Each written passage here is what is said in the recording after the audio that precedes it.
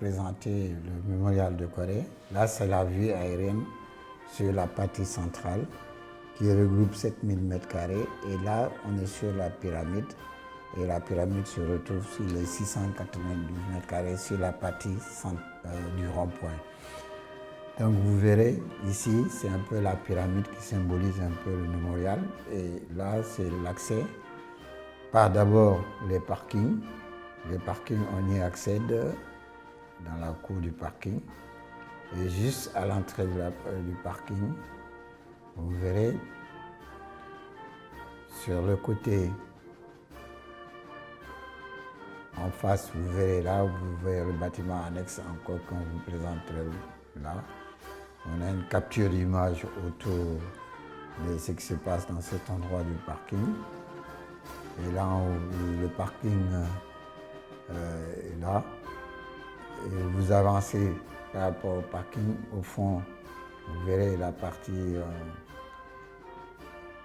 des résidences. Donc on accède là par cette porte à l'intérieur des résidences. Et les résidences, vous accédez, voilà. Symbolise un peu une architecture traditionnelle, identitaire et culturelle, qui se base un peu sur notre culture, avec une décoration qui simule un peu chez les tout couleurs. Un peu ce qu'on voit sur les décorations des habitations, surtout dans les zones rurales, quoi. Voilà, nous avons voulu rester à l'échelle humaine, vraiment pour créer des lieux assez intéressants, qu'on appelle aussi des lieux de résidence communautaire, c'est-à-dire si la mairie veut aussi utiliser ces espaces-là, ce serait intéressant pour eux, parce que c'est des espaces pour vraiment prendre en charge ceux qui sont des chercheurs. Voilà. Donc vous avez une capacité d'hébergement ici de, par exemple, 18 personnes qui ont un séjour, une chambre, des cuisines à l'intérieur et tout est fait pour les mettre vraiment à l'aise dans des endroits où ils vont vraiment se concentrer sur les recherches, quoi. Voilà. C'est un peu cet environnement où on a gardé tout ce qui est espace paysager avec les arbres, tout ça là, pour vraiment ne pas quitter dans le sujet, quoi. Voilà. Là, c'est des couloirs à l'intérieur. Comme je disais, toute cette architecture-là est vraiment une architecture traditionnelle. Mais maintenant, là, vous avez l'accès direct vers le mémorial.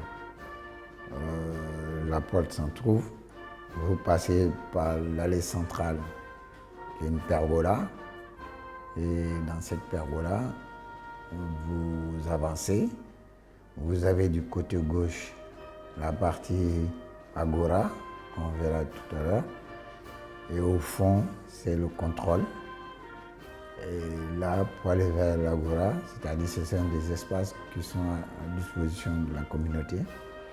C'est des espaces communautaires où les gens peuvent s'attraire à faire des représentations, théâtre de verdure, jouer la musique. C'est-à-dire c'est le lien entre cet espace du mémorial qu'on a voulu ériger avec la ville de Thiaroye.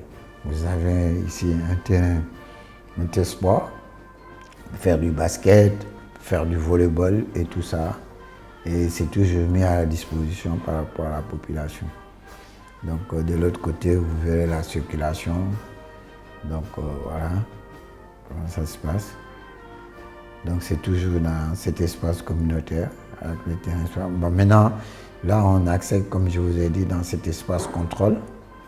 Quand vous arrivez, vous êtes dans le contrôle avant d'accéder vraiment à l'espace du mémorial. Et voilà comment ça se configure. Vous avez des écrans de contrôle, et voilà, central.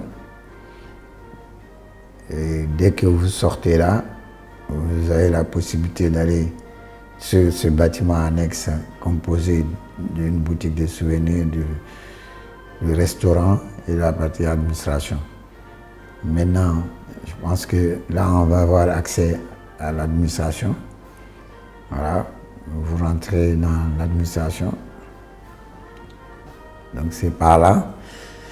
Maintenant, ça c'est l'accueil même de l'administration, mais on ne va pas de l'autre côté, vous allez vers le bureau. On ne peut pas s'attarder un peu sur ça. Maintenant, dès que vous sortez de l'administration, ça c'est toujours dans l'administration, l'accueil de l'administration. Voilà. Voilà, c'est une architecture vraiment identitaire et culturelle qui se base sur notre culture. Vous avez les toitures aussi qui peuvent recueillir les eaux pluviales et les traiter avec la station d'épuration qui se trouve du côté des parkings. Donc c'est pour ça que ce sont des toitures ondulées, mais qui créent une ventilation bioclimatique aussi. On peut même utiliser ces bâtiments sans les climatiser, parce que nous avons vraiment pensé à une architecture bioclimatique, quoi. Bon, maintenant ces formes de décoration qu'on appelle, c'est un peu des saguets qu'utilisait par exemple Chaka Zulu. Voilà ce type de ventilation qu'on crée sur les toitures pour amener un courant d'air, faire des échanges d'air. Voilà, rester dans cette architecture traditionnelle avec des matériaux existants sur place, l'architecture des briques de terre, du BTC. Là, vous avez la boutique et vous pouvez pénétrer à l'intérieur de la boutique de souvenirs qui se trouve juste à l'entrée. Et dans cette boutique-là, vous avez des objets de souvenirs. Donc, dès que vous sortez de cet espace, vous rentrez maintenant au restaurant, une capacité de 50 personnes avec un bar et tout. Et c'est disponible aussi. C'est toujours cette forme d'architecture et la ventilation, comme je vous ai dit. Bon, on reste vraiment sur quelque chose de très traditionnel. Voilà, avec un bar. Maintenant, vous avez la partie aussi de la cuisine. Voilà, la cuisine est là. Donc la cuisine, vraiment, c'est une cuisine moderne. Mais ici, en face, maintenant, vous avez une vue sur l'ensemble de la partie cérémoniale. Vous avez composé des drapeaux, levé des drapeaux, et vous avez la tribune officielle. Et la tribune officielle peut recevoir 200 personnes. Mais là, ici, vous avez le centre de conférence en face. Le centre de conférence est composé de deux parties, le centre lui-même et la partie sanitaire, bloc, espace prière, tout ça. Donc, vous avez maintenant l'accès à l'intérieur de cette salle de conférence. Bon, vous avez le hall de réception, un salon présidentiel. Ce salon présidentiel est là, donc c'est composé de salons avec des décorations qui restent toujours sur les tirailleurs. Voilà, ce sont des tableaux qui vont composer ça. Et à l'intérieur, vous avez un bureau présidentiel aussi. Maintenant, quand vous ressortez, on va vraiment ici maintenant accéder dans la salle de conférence qui a une capacité de plus de 300 personnes, 328 à peu près pour les conférences. Vraiment, c'est une salle de conférence assez moderne, revêtue avec un habillage en bois, revêtue entièrement en bois. Le sol est tapissé. Bon, maintenant vous ressortez, posez. Et voilà. Maintenant, quand vous sortez de là, vous avez une vue partielle aussi sur l'espace cérémonial, le bâtiment annexe qui est au fond. Vous avez la partie centrale où les cérémonies vont se passer, composée de 2 plans d'eau et la vallée, ce qu'on appelle l'ouré en ref, qui est composé de 14 éléments taillés par Ousmane Gueye, le sculpteur. Vraiment qui est en train de travailler sur ces éléments-là pour mettre vraiment en image et sculpté sur des boules en pierre, un peu la partie artistique qu'on essaie de ramener ici. On voit toujours la partie d'élever des drapeaux qu'on peut payer. Voilà, c'est sur cet espace cérémonial. Après maintenant, on a une vue qui va tout droit. Au fond, vous avez 2 ascenseurs panoramiques en verre. À l'époque, quand ils étaient en Europe, c'est les jeux qui se retrouvent ensemble. Maintenant, là, vous prenez l'ascenseur, vous arrivez sur la passerelle Et cette passerelle, c'est utile parce que ça permet de dégager la circulation tout autour de cette zone-là pour ne pas empêcher, puisqu'il y a un trafic assez important là-bas, donc laisser vraiment le trafic continuer et on passe à l'aise vraiment sur une passerelle qui a 6,50 mètres d'auteur, vraiment touchant. Et là, vous avez en face l'effet même, la pyramide en verre avec 3 soldats, un qui est déjà atteint, d'autres qui sont en train d'essayer de chars, avec 4 chars entourés de 2 automitrailleuses et 4 chars qui sont en train de tirer sur eux. Voilà. Mais et puis, il y a un 4 chars qui sont en train de vraiment montrer le massacre qui a été fait, quoi. Maintenant, là, on descend à l'intérieur de cette pyramide. C'est là où l'effet émotionnel même se passe. Où vraiment, il y a des choses qui sont en train de se passer, qui sont un peu, vraiment, qui vont nous amener vers cette histoire-là, qu'on essaie de nous cacher et de nous rencontrer. Donc pourquoi cette pyramide? Une pyramide, c'est éternel, c'est le berceau de l'humanité, c'est l'Afrique et ça va rester dans le temps figé, ça va nous dépasser.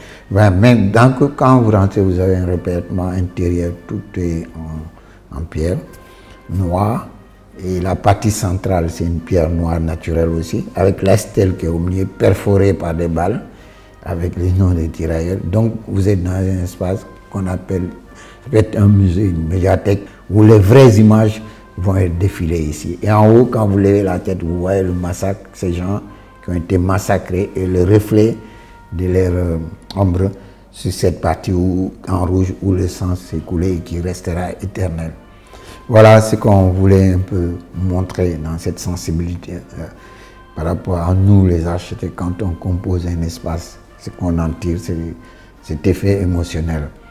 Quand vous rentrez là, c'est vraiment l'espace de recueillement. Maintenant, quand vous ressortez, vous avez une vue aérienne et sur le support supporté par où les chars sont posés, le profil des tirailleurs qu'on voit, voilà, qui nous donne un peu ce réveil, et toujours les noms des tirailleurs qui vont composer les éléments composant la façade, quoi. Pour le moment, on n'a pas encore les noms, c'est pour ça qu'on a laissé ça un peu comme ça, dans cette écriture-là. Mais voilà ce que ça donne dans l'ensemble, vraiment ce qu'on voulait en tirer comme effet émotionnel par rapport à ce mémorial. Je vous remercie.